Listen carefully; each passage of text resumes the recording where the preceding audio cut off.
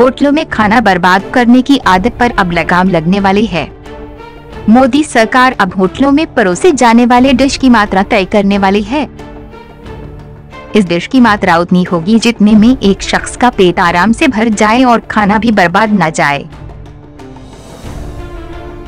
सरकार खाने की बर्बादी को रोकने के लिए संसद के जरिए नया कानून बनाने की तैयारी में है। सरकार ने इसके लिए उपभोक्ता संरक्षण कानून में संशोधन करने जा रही है। मंत्री रामविलास पासवान ने कहा कि यदि एक शख्स सिर्फ 2 प्रॉन्स खा सकता है तो उसे होटल में क्यों परोसा जाए। इसी प्रकार यदि एक मेहमान होटल में 2 इडली खाने की क्षमता रखता है तो उसे बर्बाद करने के लिए 4 इडलियां क्यों सर्व की जाए। केंद्रीय मंत्री ने कहा कि ये खाने की और पैसे दोनों की बर्बादी है। लोग उसके लिए भुगतान करते हैं जिसका वो इस्तेमाल नहीं करते हैं। प्रधानमंत्री नरेंद्र मोदी ने भी लगभग 2 हफ्ते पहले अपने मासिक रेडियो प्रोग्राम मन की बात में खाने की बात पर गंभीर चिंता जताई थी और बचे हुए खाने को इस्तेमाल के लिए एनजीओ को देने की अपील कही थी।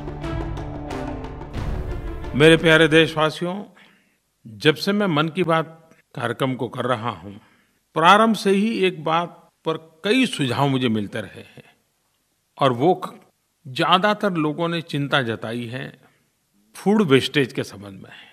हम जानते हैं कि हम परिवार में भी और सामूहिक भोजन समारंभ में भी जरूरत से ज्यादा प्लेट में ले लेते हैं।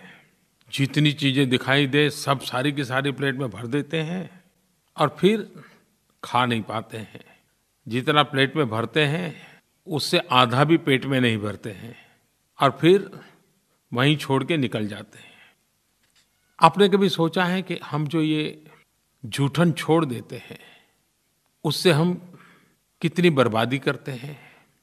क्या कभी सोचा है कि अगर जूठन न छोड़े तो ये कितने गरीबों का पेट भर सकता है? ये विषय ऐसा नहीं कि जो समझाना पड़े। वैसे हमारे परिवार में छोटे बालकों को जब माँ परोसती है तो कहती है कि बेटा जितना खा सकते हो उतना ही लो। कुछ न कुछ तो प्रयास होता रहता है, लेकिन फिर भी इस विषय पर उदासीनता एक समाज द्रोह है, गरीबों के साथ अन्याय है। दूसरा, अगर बचत होगी तो परिवार का भी तो आर्थिक लाभ है। समाज के लिए सोचे अच्छी बात है, लेकिन ये विषय ऐसा है कि परिवार का भी लाभ है। मैं इस विषय पे ज़्यादा आग्रह नहीं कर रहा हूँ, लेकिन मैं चाहूँगा कि ये जागरूकता बढ़नी चाहिए।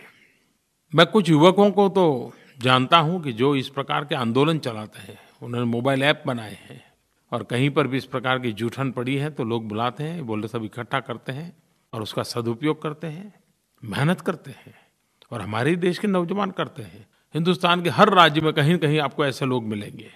उनका जीवन भी हम लोगों को प्रेरणा दे सकते हैं कि हम जूठन न करें, हम उतना ही लें जितना खाना है। देखिए, बदलाव के लिए यही तो रास्ते होते हैं। और जो लोग शरीर स्वास्थ्य के संबंध में जागरूक होते हैं वो तो हमेशा कहते हैं पेट भी थोड़ा खाली रखो, प्लेट भी थोड़ी खाली रखो।